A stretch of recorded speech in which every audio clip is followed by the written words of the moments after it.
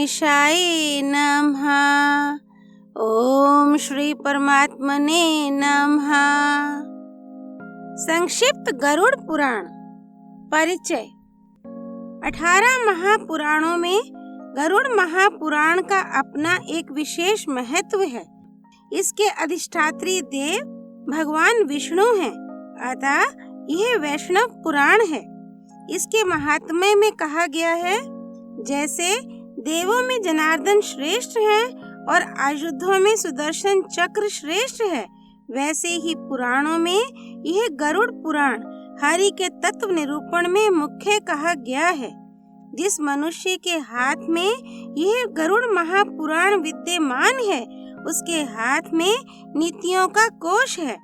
जो मनुष्य इस पुराण का पाठ करता है अथवा इसको सुनता है, वह भोग और मोक्ष दोनों को प्राप्त कर लेता है।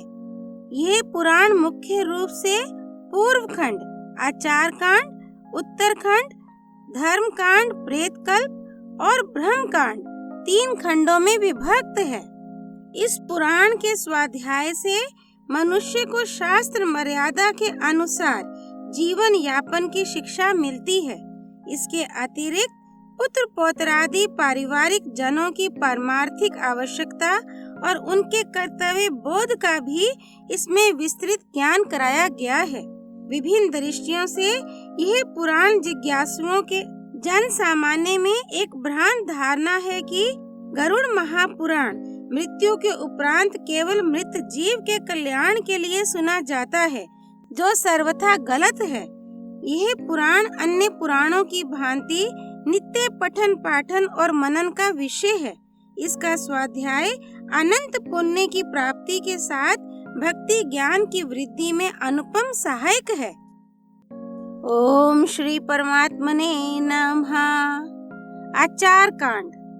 संक्षिप्त गरुड़ पुराण आचार कांड भगवान विष्णु की महिमा तथा उनके अवतारों का वर्णन। नारायणं नमस्कृत्य नरं चैव नरोत्तमं देवीं सरस्वतीं व्यासं ततो जयमुदीरयेत्। नर श्रेष्ठ भगवान श्री नारायण और भगवती सरस्वती तथा व्यास देव को नमन करके पुराण का प्रवचन करना चाहिए। जो जन्म और जरा से रहित कल्याण स्वरूप अजन्मा तथा अजर हैं, अनंत एवं ज्ञान स्वरूप हैं, महान हैं, विशुद्ध मल रहित, अनादि एवं 5 भौतिक शरीर से हीन हैं, समस्त इंद्रियों से रहित और सभी प्राणियों में स्थित हैं, माया से परे हैं, उन सर्वव्यापक परम पवित्र मंगलमय अद्वैत भगवान श्री हरि की मैं वंदना करता हूँ। मैं मन, वाणी और कर्म से विष्णु, शिव, ब्रह्मा, गणेश तथा देवी सरस्वती को सर्वदा नमस्कार करता हूँ।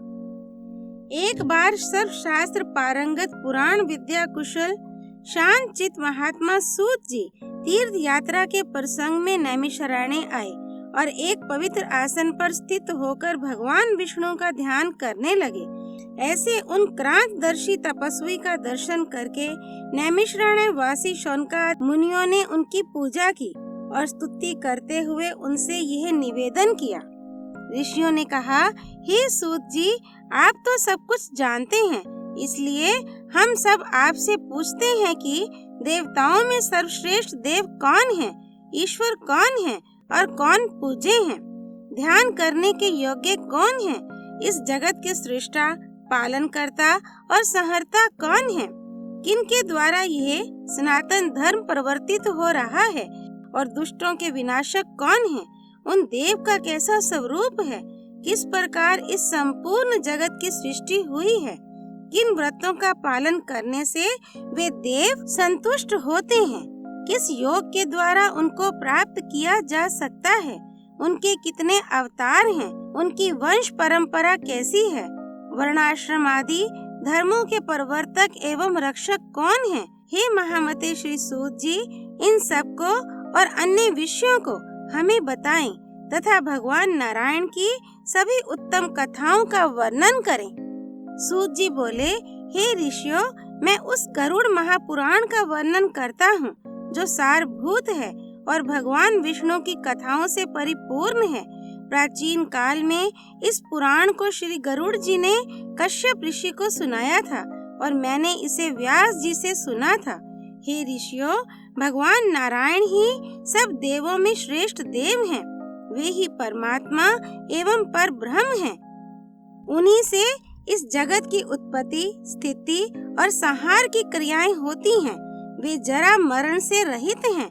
वे भगवान वासुदेव अजन्मा होते हुए भी जगत की रक्षा के लिए सनत कुमार आदि अनेक रूपों में अवतार ग्रहण करते हैं।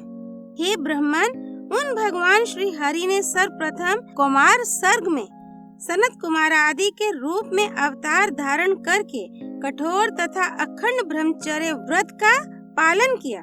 दूसरे अवतार में उन्हीं यज्ञेश्वर श्री हरि ने जगत की स्थिति के लिए हिरण्याक्ष के द्वारा रसातल में ले जाई गई पृथ्वी का उद्धार करते हुए वराह शरीर को धारण किया। तीसरे ऋषि सर्ग में देव ऋषि नारद के रूप में अवतरित होकर उन्होंने सात्वत तंत्र नारद पांचरात्र का विस्तार किया, जिससे निष्काम कर्म का परिवर्तन हुआ। चौथे नर नारायण अवतार में भगवान श्री हरि ने धर्म की रक्षा के लिए कठोर तपस्या की और वे देवताओं तथा असुरों द्वारा पूजित हुए। पांचवें अवतार में भगवान श्री हरि कपिल नाम से अवतरित हुए, जो सिद्धों में सर्वश्रेष्ठ हैं और जिन्होंने काल के प्रभाव से लुप्त हो चुके सांख्य शास्त्र की शिक्षा दी। छठे अवतार में भगवान नारायण ने महर्षि अत्रि की पत्नी अनसुया के गर्भ से दत्तात्रेय के रूप में अवतीर्ण होकर राजा अलर्क और प्रहलाद आदि को आन्वीक्षिकी ब्रह्म विद्या का उपदेश दिया। सातवें अवतार में श्री नारायण ने इंद्र आदि देवगणों के साथ यज्ञ का अनुष्ठान किया और इसी स्वयंभू मनवंतर में वे आकुति के गर्भ से रुचि प्रजापति के रूप में यज्ञ देव नाम से अवतीर्ण हुए। आठवें अवतार में वे ही भगवान विष्णु नाभि एवं मेरु देवी के पुत्र रूप में ऋषभ देव नाम से प्रादुर्भूत हुए। इस अवतार में इन्होंने नारियों के उस आदर्श मार्ग गृहस्थाश्रम का निदर्शन किया, जो सभी आश्रमों द्वारा नमस्कृत है। ऋषियों की प्रार्थना से भगवान श्री हरि ने नवें अवतार में पार्थिव शरीर अर्थात पृथु का रूप धारण किया और गोरूपा पृथ्वी से दुग्ध रूप में अनादिक महौषधियों का दोहन किया, जिससे प्रजाओं के जीवन की रक्षा हुई। 10वें अवतार में मत्स्य अवतार ग्रहण कर इन्होंने चाक्षुष मनवंतर के बाद आने वाले परले काल में निराश्रित व्यवस्वत मनु को पृथ्वी रूपी नौका में बैठाकर सुरक्षा प्रदान की। 11वें अवतार में देवों और दानवों ने समुद्र मंथन किया, तो उस समय भगवान नारायण ने कूर्म रूप ग्रहण करके मंदराचल पर्वत को अपनी पीठ पर धारण किया। उन्होंने 12वें अवतार में धनवंतरी तथा 13वें अवतार में मोहिनी का रूप ग्रहण किया और इसी स्त्री रूप में उन्होंने अपने सौंदर्य से दैत्यों को मुग्ध करते हुए देवताओं को अमृत पान कराया। 14वें अवतार में भगवान विष्णु ने नरसिंह का रूप धारण कर अपने तेज नखाग्रों से पराक्रमी दैत्यराज हिरण्यकशिपु के हृदय को उसी प्रकार विदीर्ण किया जिस प्रकार चटाई बनाने वाला व्यक्ति तिनके को चीर डालता है। 15वें अवतार में वामन रूप धारण कर वे राजा बलि के यज्ञ में गए और देवों को तीनों लोक प्रदान करने की इच्छा से उनसे 3 पग भूमि की याचना की।